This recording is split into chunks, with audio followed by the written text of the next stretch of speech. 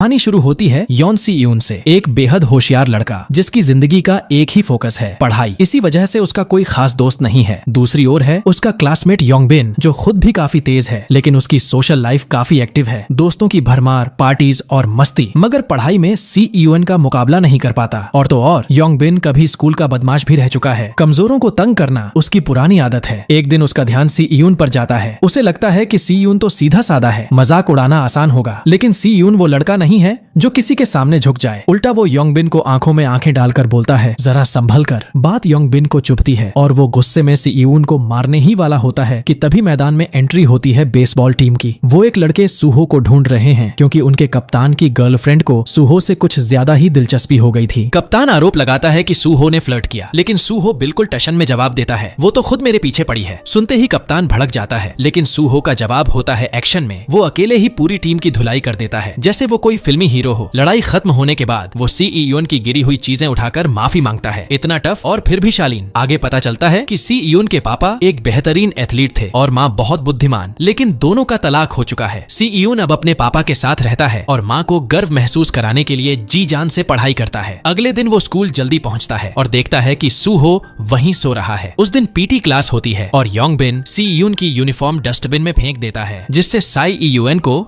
Class की dress में ही दौड़ना पड़ता है। यहीं से शुरू होती है असली परेशानी। योंग बिन और उसके दोस्त सी यून की हालत पर हंसते हैं, लेकिन सूहो फिर से सामने आता है और सबको बोलता है, तुम लोग खुद भी कोई एथलीट नहीं हो। और क्योंकि उसकी बॉडी और एटीट्यूड दोनों दमदार हैं, कोई कुछ कह भी नहीं पाता। सी यून को अब यकीन हो जाता है कि यूनिफॉर्म उन्हीं लड़कों ने गायब की है, तो वो सीधा जाकर बोलता है कि बाज आ जाओ। लेकिन योंग बिन का एक दोस्त उसका कॉलर पकड़ लेता है और डराने की कोशिश करता है। सी यून की खास बात यही है कि चाहे हालत कितनी भी टेढ़ी हो, वो नजरें नहीं झुकाता। सौभाग्य से उसी वक्त एक टीचर आ जाते हैं और मामला शांत हो जाता है। कुछ वक्त बाद सी यून अपने कमरे में पढ़ाई में बिजी होता है कि दरवाजे पर दस्तक होती है। दरवाजा खोलता है तो सामने सूहो खड़ा होता है, जो अब एक डिलीवरी बॉय के तौर पर काम कर रहा है और गलती से सी यून के घर पहुंच गया। लेकिन बिना किसी झिझक के अंदर घुस आता है और पानी मांगता है। अगले दिन स्कूल में एक नया स्टूडेंट आता है, बियोम सियोक, जो एक बड़े नेता का बेटा है। पहले ही दिन योंग बिन और उसके दोस्त उसके पास इंप्रेशन जमाने पहुंचते हैं, लेकिन वो सी यून की सीट पर बैठे होते हैं। सी यून आता है और साफ कहता है कि सीट खाली करो। यिन को तो बस मौका चाहिए था सी यून को मारने का, लेकिन फिर से सूहो बीच में आता है और कहता है, चुप रहो, सोने दो मुझे। और सब चुपचाप अपनी जगह लौट जाते हैं। शाम को योंग बिन अपने दोस्तों के साथ डिस्को में पार्टी कर रहा होता है। सी यून का हौसला तोड़ने के लिए अब योंग बिन और उसके दोस्तों ने ठान लिया था कि सिर्फ मजाक उड़ाना या धौंस जमाना काफी नहीं, अब वार करेंगे उसकी सबसे बड़ी ताकत पर, उसकी पढ़ाई पर। उनका नया प्लान था सी यून को ड्रग्स देकर उसका एग्जाम बिगाड़ना, ताकि उसका आत्मविश्वास टूट जाए। इसके लिए योंग बिन ने अपने कजिन से कुछ ड्रग्स मंगवाई और इस गंदे काम में बियोम सियोक को भी शामिल किया। बियोम सियोक पर प्रेशर डालकर धमकाया गया, अगर मदद नहीं की तो उसके साथ भी वही होगा जो पिछली स्कूल में होता था। डर के मारे बियोम सियोक सी यून के एग्जाम के बीच में उसके शरीर पर फेंटानिल का पैच चिपका देता है। सी यून को चक्कर आने लगते हैं। वो होश में आने की कोशिश करता है,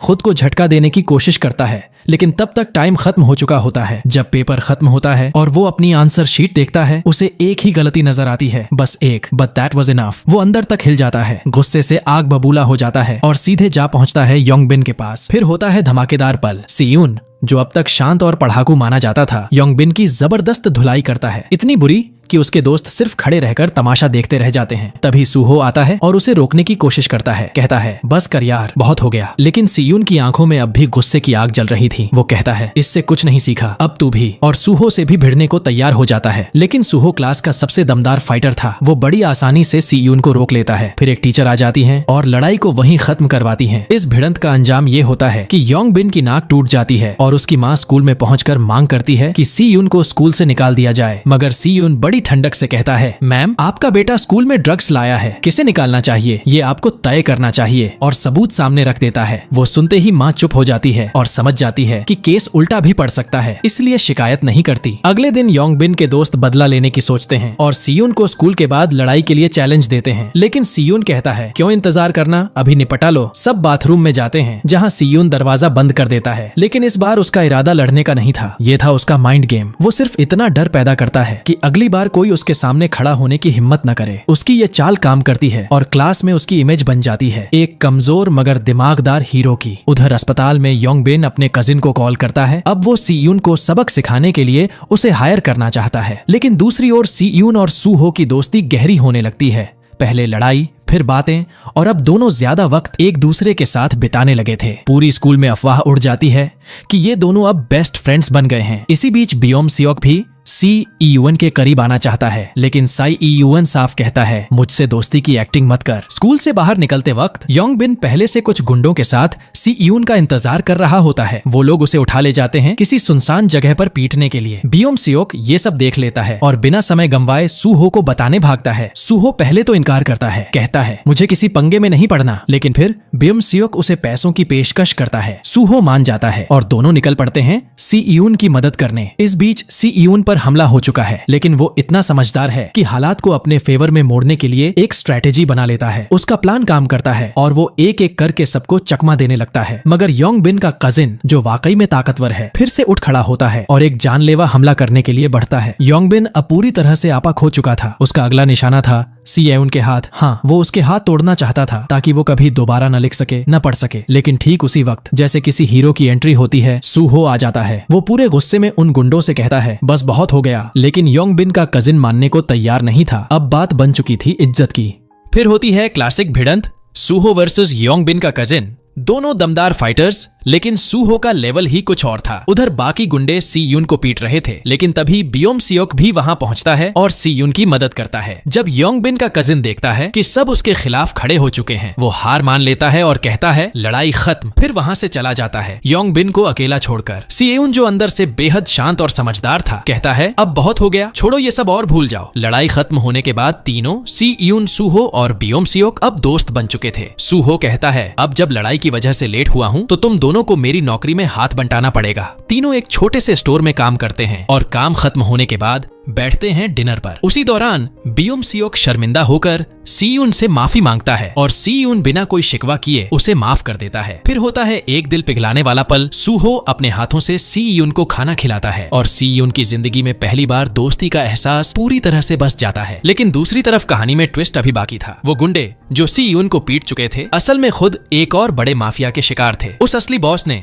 जिसे सब साइको कहते थे, जानबूझकर अपने ही एक आदमी का हाथ तोड़वा दिया ताकि उसे बहाना मिल जाए और फिर वो मांग सके 15 लाख का हर्जाना। सी यून और उसके दोस्तों के लिए अब ये सिर्फ लड़ाई नहीं, ब्लैकमेलिंग की जंग बन चुकी थी। अगली सुबह तीनों दोस्त एक साथ रिलैक्स करने के लिए मिलते हैं, लेकिन सी यून तो बिना पढ़े रह ही नहीं सकता, इसलिए जाने लगता है। तभी सूहो कहता है चल एक शर्त लगाते हैं, देखते हैं कौन किससे बेहतर है। शर्त में सूहो हारता है और सी यून खुशी खुशी घर की ओर निकल पड़ता है। लेकिन रास्ते में उसका सामना होता है उस गुंडे की बहन से, जिसने सी यून को पहले मारा था। वो सी यून को रोक कर कहती है चलो कुछ खा आते हैं, और फिर बोलती है मुझे तो रफ लड़के ही पसंद हैं। सी यून कुछ समझ नहीं पाता, लेकिन हाँ, वक्त अच्छा बीतता है। अगले दिन योंग बिन स्कूल आता है अपना सामान लेने, लेकिन जाने से पहले सी यून से रिक्वेस्ट करता है कि उसके साथ पार्किंग तक चले, क्योंकि वो एक डिक्लेरेशन देना चाहता है कि फेंटेनिल उसका नहीं था। सी यून मान जाता है, लेकिन उसे नहीं पता था कि ये सब एक चाल थी। पार्किंग में पहले से उस गैंग का बॉस बैठा होता है, जिसने पूरा गेम प्लान किया था। वो कहता है तुम लोगों ने योंग बिन को मारा है, अब उसका हर्जाना भरना पड़ेगा 15 लाख, और धमकी देता है कि अगर पैसे नहीं मिले तो हालात बहुत खराब हो जाएंगे, नहीं तो कर्ज लेना पड़ेगा, और जब चुकता नहीं कर पाओगे तो जिंदगी भर उसके लिए काम करना पड़ेगा। यही था उस गैंग का असली तरीका, लोगों को कर्ज के जाल में फंसाकर उनका इस्तेमाल करना। अगले कुछ दिन पूरे गैंग के लोग साई ईयून और उसके दोस्तों का पीछा करते रहते हैं, जिससे साई ईयून तंग आ जाता है। वो अपनी नई दोस्त से बात करता है, जो उसे पूरे गैंग के सिस्टम के बारे में बताती है। कहती है कि उस बॉस से उलझना अपनी बर्बादी को न्योता देना है। वो उसे समझाती है कि खुद की भलाई के लिए पैसा दे दो और इस पागल इंसान से दूर रहो। उधर बियोम सियोक, जो अब अपने दोस्तों के लिए कुछ भी करने को तैयार था, अपने पापा की घड़ी चुरा लेता है और उसे बेचकर 15 लाख का इंतजाम कर लेता है। लेकिन क्या पैसे देना ही हल है? सी यून की प्लानिंग अब अपने आखिरी पड़ाव पर थी। जब बियोम सियोक ने पैसे जुटा लिए, सी यून और बाकी दोस्तों ने फैसला किया कि उन्हें ये पैसे नहीं देने चाहिए, बल्कि सीधे पुलिस को बुलाकर इस पूरे गैंग का खेल खत्म करना चाहिए, क्योंकि अगर एक बार पैसे दे दिए तो फिर कभी पीछा नहीं छूटेगा। सी यून बताता है कि उसने सबूतों का लोकेशन ट्रेस कर लिया है, वो सब उस गैंग लीडर के घर में मौजूद है, बस पुलिस को वहां ले जाना होगा। लेकिन इस मिशन की शुरुआत सूहो करेगा। वो सबसे पहले उस क्रिमिनल के घर जाएगा और अपनी बेटिंग ऐप का आइडिया उसे बेचने की कोशिश करेगा ताकि उसका विश्वास जीत सके। फिर क्या था, प्लान तुरंत शुरू होता है। सूहो बताता है कि उसे उसकी ऐप के बारे में सब पता है और एक बड़ा ऑफर लेकर आया है, पूरी स्कूल को एक जुए के अड्डे में बदलने का ऑफर। वो क्रिमिनल इस आइडिया से इतना खुश होता है कि सूहो को अपने गैंग में शामिल करने को तैयार हो जाता है।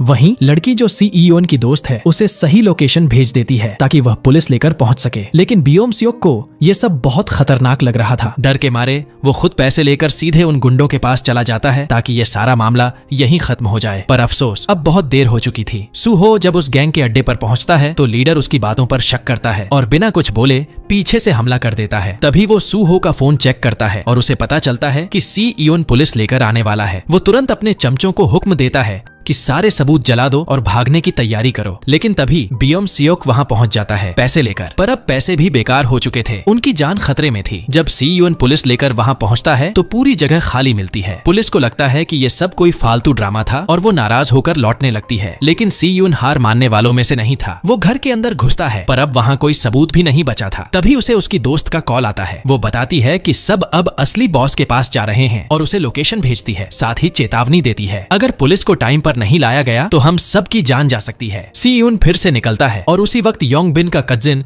उस क्रिमिनल बॉस से आमने सामने हो रहा था। वो कहता है अब बहुत हो गया, ये सब खत्म करो। लेकिन बॉस बिना वक्त गंवाए उसकी बुरी तरह पिटाई शुरू कर देता है। तभी योंग बीच में बोलती है रुको। लेकिन बॉस और भी पागल हो चुका था। वो अपने लोगों से कहता है योंग को खत्म कर दो और यही नहीं रुकता। वो सबसे छोटे लड़के को कहता है कि वह कजिन और योंगी दोनों की हत्या कर दे क्योंकि वो नाबालिग है और उसे जेल नहीं होगी। फिर वो कजिन की जान भी लेना चाहता है लेकिन तभी कजिन उठता है और उसे चुनौती देता है एक फाइनल फाइट, अगर मैं जीता तो मैं नया बॉस बनूंगा। लड़ाई शुरू होती है, ब्रूटल, रॉ और जानलेवा। लेकिन जैसे ही वह क्रिमिनल हारता दिखता है वह छुरी निकालकर कजिन पर हमला करता है और उसे चीर देता है। ये देख योंगाई का सब्र टूट जाता है। वो खुद चाकू लेकर उस गैंगस्टर को धमकाती है पर बॉस एक चालाक शिकारी था। वो चाकू छीन लेता है और जैसे ही हमला करने वाला होता है बाहर पुलिस की सायरन सुनाई देती है। सीयून एंट्री करता है फिल्मी स्टाइल में। वो कहता है पुलिस आ गई है, अब भाग लो। फिर वो सूहो और बियोम सियोक को आजाद करता है और जैसे ही सब जाने लगते हैं पता चलता है सी यून ने उन्हें धोखा दिया था। वो असली पुलिस नहीं थी, सिर्फ एक फेक अलार्म था ताकि सब डर जाएं। लेकिन अब सब फिर से भिड़ जाते हैं। घमासान लड़ाई शुरू होती है और कजिन अपने घायल दोस्तों को बचाकर भागने की कोशिश करता है। तभी असली पुलिस भी पहुंच जाती है एक धमाकेदार वार्निंग शॉट के साथ और पूरा माहौल थम जाता है। लेकिन वो पागल बॉस इतनी आसानी से हार मानने वाला नहीं था। वो एक लड़के को ढाल बनाकर भाग निकलता है। सी यून जानता था कि अगर उन्होंने उस गैंग लीडर को अभी नहीं रोका तो वो कभी भी लौटकर बदला ले सकता है, इसलिए वो उसका पीछा करता है। जब वो उसे पकड़ता है तो उससे भिड़ने की कोशिश करता है लेकिन गैंग लीडर बहुत ताकतवर था। सौभाग्य से उसी वक्त सूहो भी आ जाता है और उसे समझाने की कोशिश करता है कि अब बस कर दे और खुद ही पुलिस के हवाले हो जाए। लेकिन वो मानता नहीं और फिर शुरू होती है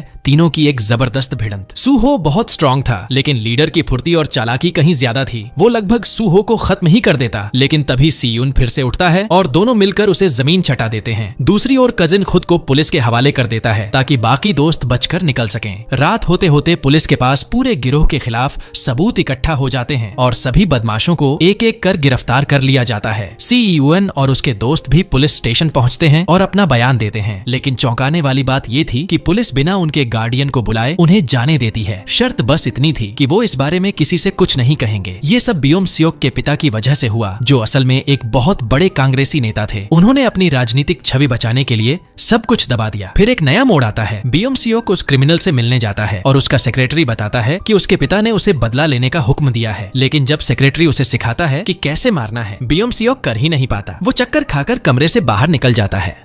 उधर अस्पताल में साई ईयूएन और उसकी दोस्त सूहो से मिलने जाते हैं। सूहो बताता है कि वो अब ठीक है और कल डिस्चार्ज हो जाएगा। फिर लड़की कहती है कि वो साई ईयूएन को डेट कर रही है इसलिए सूहो को ज्यादा घूरना बंद करना चाहिए। लेकिन सूहो सीधा बोल देता है ऐसा कुछ नहीं है। सीयून जब अपने घर पहुंचता है तो वहां कोई नहीं होता, इसलिए फिर से अस्पताल लौटकर सूहो और बाकी को खाना खिलाने पहुंच जाता है। सूहो थोड़ा घबरा जाता है और बोलता है तू मुझे डरा रहा है भाई, कोई इतना अच्छा कैसे हो सकता है। सीयून बस मुस्कुरा देता है। पर इस सब के बीच बियोम सियोक की हालत बदतर होती जा रही थी। उसे बेरहमी से पीटा जा रहा था क्योंकि सच ये था कि वो कांग्रेसी उसका असली पिता था ही नहीं। उसने तो बस अपनी पॉलिटिकल इमेज के लिए उसे गोद लिया था और अब जानवरों से भी बदतर सलूक कर रहा था। अगले दिन स्कूल में बियोम सियोक की पॉपुलैरिटी अचानक बढ़ जाती है क्योंकि अब सबको पता था कि जिन क्रिमिनल्स को पकड़ा गया है वो उसी के कारण हुए। लेकिन जब उसके दोस्त उसे योंगी के बारे में बताते हैं तो उसे लगने लगता है कि वो धीरे धीरे उसे रिप्लेस कर रही है। जब वो सूहो का इंस्टाग्राम चेक करता है तो उसे जलन होने लगती है। जल्द ही उसे पता चलता है कि सूहो का बर्थडे आ रहा है और योंगी उसके लिए पार्टी प्लान कर रही है। लेकिन बियोम सियोक कह देता है कोई जरूरत नहीं है। जैसे जैसे दिन बीतते हैं उसे लगता है कि योंगी उसके दोस्तों को उससे छीन रही है। जब वे लोग कराओके जाते हैं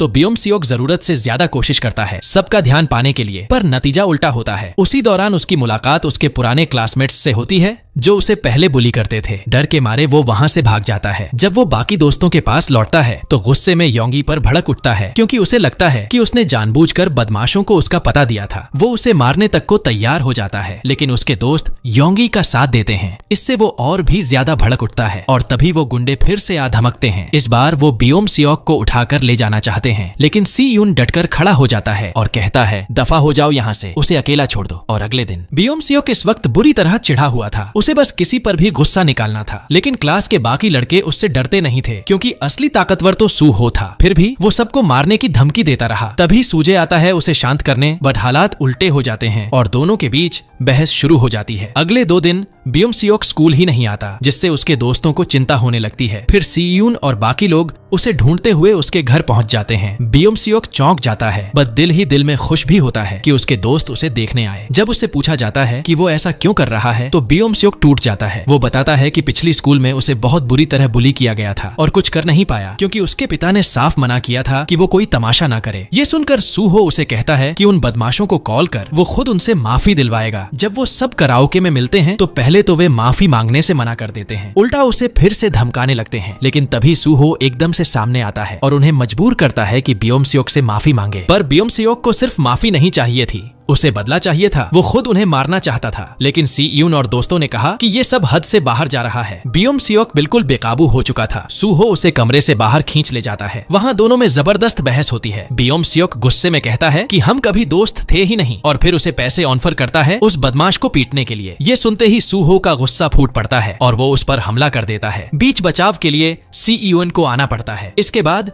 बियोम सियोक अकेले चला जाता है। थोड़ी देर बाद उसकी पुरानी स्कूल के गुंडे उसका पीछा करने लगते हैं, पर इस बार किस्मत उसके साथ थी। उसे रास्ते में अपने कुछ क्लासमेट्स मिल जाते हैं और इस बार वो उसे चिढ़ाने की जगह उसके साथ खड़े हो जाते हैं। न सिर्फ उसका साथ देते हैं, बल्कि मिलकर उन बदमाशों को सबक भी सिखाते हैं। इस जीत के बाद वे उसे अपने ग्रुप में शामिल कर लेते हैं और साथ पार्टी करने एक डिस्को ले जाते हैं। बियोम सियोक सभी के लिए ड्रिंक्स खरीदता है और इसी से सब उसे ज्यादा सम्मान देने लगते हैं। फिर इंस्टाग्राम पे सब आपस में फॉलो करने लगते हैं और बियोम सियोक को लगता है कि ये हैं उसके असली दोस्त। अगले दिन वो क्लास में नशे में झूमता हुआ आता है। जब सी यून उससे पूछता है कि क्या हुआ, तो वो उसे इग्नोर करता है और अपने नए दोस्तों के साथ चला जाता है। बाद में सी यून और सूहो उसे टोकते हैं, बट बियोम सियोक कहता है कि उन्होंने कभी उसे दोस्त नहीं माना, इसलिए अब वो भी नहीं मानेगा। फिर वो एक और पार्टी में चला जाता है, जहां उसकी मुलाकात होती है योंगबिन से, जो अब कहता है कि वे दोस्त बन सकते हैं क्योंकि अब उनका एक कॉमन दुश्मन है। उधर सी यून स्कूल से बाहर निकल रहा होता है जब उसका भाई उसे पकड़ता है और अपने साथ काम पर ले जाता है ताकि दोनों साथ में वक्त बिता सकें। सी यून को चिंता होती है कि बियोम सियोक के नए दोस्त उसका फायदा उठा रहे हैं, बट सूहो कहता है कि असल में बियोम सियोक ही उन लोगों का इस्तेमाल कर रहा है ताकि वो खुद को पॉपुलर महसूस कर सके। अगले दिन बियोम सियोक अपनी सीट भी बदल लेता है। सी यून उसके नए दोस्तों को धमकाता है कि अगर उन्होंने उसका फायदा उठाया तो अच्छा नहीं होगा, लेकिन सूहो कहता है तू किसी की मदद नहीं कर सकता जो खुद मदद नहीं चाहता। फिर दोपहर में वो नए बदमाश कैंटीन की लाइन में घुसने की कोशिश करते हैं, बट सूहो सबको लाइन में लगने का हुक्म देता है और सब उसकी बात मान भी लेते हैं सिवाय बियोम सियोक के। उसे लगता है कि वो सबसे ऊपर है। सूहो के पास कोई और चारा नहीं बचता और उसे एक झापड़ रसीद कर देता है। ये देखकर बियोम सियोक बदला लेना चाहता है, बट सच्चाई ये थी कि वो अंदर से अब भी बहुत कमजोर था। उसे पता था कि वो सूहो का कभी सामना नहीं कर सकता, इसलिए बियोम सियोक और उसके दोस्त एक प्लान बनाते हैं। वो योंगबिन के दोस्त को हायर करते हैं जो जल्द ही प्रोफेशनल फाइटर बनने वाला था। उसे ऑफर किया जाता है पूरे 1 मिलियन वॉन बस सूहो को सबक सिखाने के लिए। लेकिन दिक्कत ये थी कि सूहो ने पहले ही इस फाइटर को हरा दिया था, तो उसे बढ़त दिलाने के लिए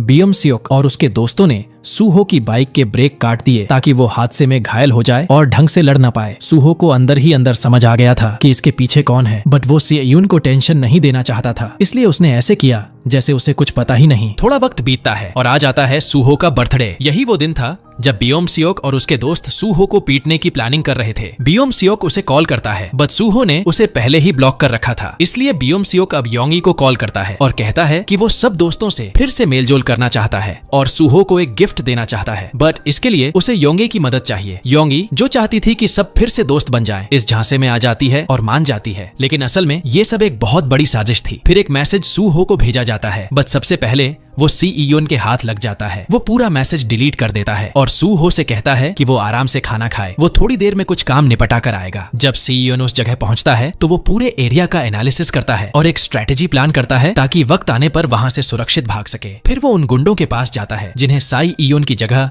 सू हो की उम्मीद थी। उसे देखकर बियोम सियोक थोड़ी देर के लिए घबरा जाता है और कहता है कि वो वापस चला जाए, लेकिन योंग बिन अब किसी भी हालत में सी यून को छोड़ना नहीं चाहता था। सी यून फौरन दौड़ना शुरू करता है और अपनी बनाई हुई स्ट्रेटेजी से काफी सारे बदमाशों से बच निकलता है, लेकिन आखिर में उनके नंबर ज्यादा थे। फिर भी सी यून अपने दिमाग और दम से कईयों को हरा देता है, पर तभी आ जाता है वो फाइटर जिसके आते ही सब उसके पीछे छुप जाते हैं। वो सच में बहुत ताकतवर था। सी यून को बहुत आसानी से जमीन पर गिरा देता है। जब योंग बिन उसे मारने के लिए आगे बढ़ता है तो बियोम सियोक उसे रोकता है और कहता है कि इससे उसका कोई लेना देना नहीं है, लेकिन उसका नया दोस्त उल्टा उससे कहता है कि उसे अब एक साइड चुननी पड़ेगी और बियोम सियोक चुपचाप खड़ा रहता है और सबके सामने सी यून को पिटता हुआ देखता है। इस भयानक मारपीट के दौरान योंग ई ने पुलिस को कॉल कर दिया था। पुलिस आते ही सारे गुंडे वहां से भाग जाते हैं। जब सी यून होश में आता है तो वो बहुत ज्यादा घायल था। योंग ई पुलिस को पूरी सच्चाई बता रही थी, बट सी यून उसे रोकता है और कहता है कि वो कुछ न कहे। फिर वो खुद बियोम सियोक को कॉल करता है और कहता है कि वो उसे पुलिस में नहीं देगा, बट ये सब यहीं खत्म होना चाहिए। अगले दिन सी यून के पिता उससे पूछते हैं कि ये चोटें कैसे लगी। सी यून झूठ बोलता है, कहता है कि सीढ़ियों से गिर गया था। उसका पिता बहुत परेशान हो जाता है और कहता है कि अब वो उसे किसी दूसरी स्कूल में ट्रांसफर कर देगा। उधर सूहो को चिंता होने लगती है क्योंकि स्कूल का सबसे होशियार लड़का सी यून 2 दिन से स्कूल ही नहीं आया था। वो सी यून के घर पहुंचता है बट कोई दरवाजा नहीं खोलता। अब उसकी चिंता और बढ़ जाती है। अगले दिन सूहो बियोम सियोक के दोस्तों से कहता है कि उन्हें उसकी बाइक की मरम्मत का खर्च देना होगा। डर के मारे वो सब मान जाते हैं। फिर सूहो उन सबको पकड़ता है और जोरदार तरीके से मारता है ताकि वो सब सच उगल दें। जब उसे सब कुछ पता चलता है तो वो सीधा योंगाई के पास जाता है और पूछता है कि सी यून किस अस्पताल में है। योंगी बताती है कि उसे डिस्चार्ज कर दिया गया है, बट साथ ही चेतावनी देती है कि वो कोई बेवकूफी ना करे क्योंकि सी यून ने ये सब कुछ सिर्फ इसलिए सहा ताकि कोई और लड़ाई न हो। इसके बाद सूहो अपने दोस्त सी यून के घर पहुंचता है और सी यून ऐसे पेश आता है जैसे कुछ हुआ ही नहीं। लेकिन सूहो अपने दोस्त से अलविदा कहने गया था क्योंकि उसने तय कर लिया था कि वो रात को उन गुंडों से लड़ाई करेगा। दूसरी तरफ बियोम सियोक से बात करता है और कहता है कि वो उसे वही देगा जो वो हमेशा से चाहता था। बियोम सियोक फौरन अपने फाइटर को कॉल करता है और कहता है टाइम आ गया है सूहो को खत्म करने का। उसी वक्त योंगी कॉल करती है सी यून को और बताती है कि सूहो को सब कुछ पता चल चुका है और अब वो बहुत परेशान है क्योंकि ना तो वो काम पर गया और ना ही उसका फोन उठ रहा है। ये सुनते ही सी यून अपनी पढ़ाई छोड़कर अपने दोस्त की तलाश में निकल पड़ता है। उधर सूहो और बियोम सियोक आमने सामने होते हैं। सूहो उससे माफी मांगता है, कहता है कि वो नहीं चाहता था कि उसके शब्दों से बियोम सियोक को दुख पहुंचे। साथ ही वो उसे सी यून से माफी मांगने के लिए भी कहता है, लेकिन बियोम सियोक का जवाब वही था जो कभी उसके साथ बदतमीजी करने वाले लड़कों ने उससे कहा था, मुझे माफी मांगने की कोई जरूरत नहीं है। यानी अब वो खुद ही बन चुका था वही चीज जिसने उसे एक समय सबसे ज्यादा दर्द दिया था। ये सुनते ही सूहो का गुस्सा फूट पड़ता है और वो उसे जोरदार पंच मारता है। तभी बियोम सियोक का फाइटर बीच में कूदता है और कहता है अब लड़ाई मुझसे होगी। दोनों रिंग में उतरते हैं और फाइट शुरू होती है। दोनों ही जबरदस्त फाइटर थे, लेकिन बियोम सियोक का आदमी लगभग प्रोफेशनल बन चुका था और सूहो अब भी घायल था। फिर भी सूहो अपनी पूरी ताकत झोंक देता है और उसे गिरा भी देता है। बट जैसे ही वो फिनिशिंग मूव करने वाला था, पीछे से एक गुंडा आकर उसे जोर से लात मार देता है। इससे सूहो बुरी तरह घायल हो जाता है। तभी बियोम सियोक खुद रिंग में चढ़ जाता है और सूहो के सिर पर क्रूरता से वार करता है। फिर बाकी के गुंडे भी ऊपर चढ़ाते हैं और मिलकर सूहो को बुरी तरह पीटते हैं, मानो जान ही ले लेंगे। लेकिन उसी वक्त बियोम सियोक का सेक्रेटरी आकर सबको रोकता है, बट तब तक सूहो की सांसें रुक चुकी थीं। ये देख बियोम सियोक का दिल बैठ जाता है। वो वहीं रोने लगता है जैसे कोई छोटा बच्चा हो। वो फौरन एम्बुलेंस बुलाना चाहता था, पर उसके सेक्रेटरी उसे जबरदस्ती वहां से खींच ले जाते हैं। फिर वो दोबारा वापस आते हैं क्योंकि अब कोई गवाह नहीं छोड़ सकते थे। वो दोनों गुंडों से कहते हैं, अब तुम ही लोग इसकी पूरी जिम्मेदारी लोगे। उसी रात बियोम सियोक के घर उसके पापा उसे कहते हैं, अब तू देश छोड़ने की तैयारी कर और तब तक घर से बाहर मत निकल। अगली सुबह सी यून जल्दी स्कूल पहुंचता है, पर उसे सब कुछ अजीब लगता है। सूहो नहीं था। उस दिन फाइनल एग्जाम्स भी थे, पर उसकी फिक्र में